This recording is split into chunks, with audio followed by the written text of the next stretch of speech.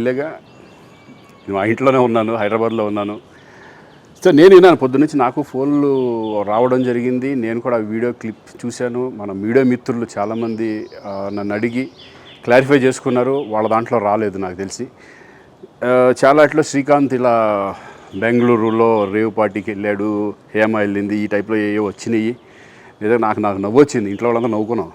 ఇదేంటిది, మొన్న ఏమో విడాకులు ఇచ్చి పిచ్చేశారు నా భార్యతో, ఈరోజేమో రేవ్ పార్టీలకి వెళ్ళాడు అని వచ్చేసినాయి. కానీ ఒకటి, వాళ్ళు కొంచెం తొందరపడ్డంలో ఇది లేదనిపించింది. ఎందుకంటే వాడెవడో, అతను ఎవరో కానీ కొంచెం నాలాగా ఉన్నాడు. వాడు కొంచెం ఇలా కప్పుకొని, అది గెడ్డం ఉంది, బట్ ఇప్పుడు గెడ్డం నాకు లేదు అని, బట్ గెడ్డంతో నేను షాక్ అయ్యాను. ఇదేంటిది నాలాగా ఉన్నాడు ఏంటి అని నేనే షాక్ అయ్యాను. సో దయచేసి ఎవరు నమ్మొద్దు.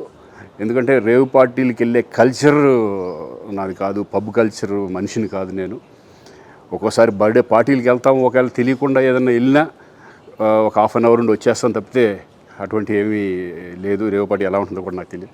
సో దయచేసి ఎవ్వరూ ఈ విషయాన్ని నమ్మొద్దు. హ్యాపీగా నేను హైదరాబాద్లో ఉన్నాను, మా ఇంట్లోనే. ఇప్పుడు మా ఇంట్లో నుంచే నేను ఇది చేస్తున్నాను.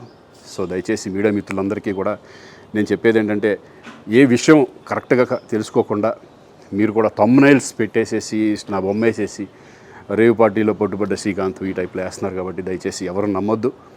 అది అతను అలాగా ఉన్నాడు అనే ఒక విషయంలో మీరు పొరపాటు పడి ఉంటారని నేను అనుకుంటున్నాను.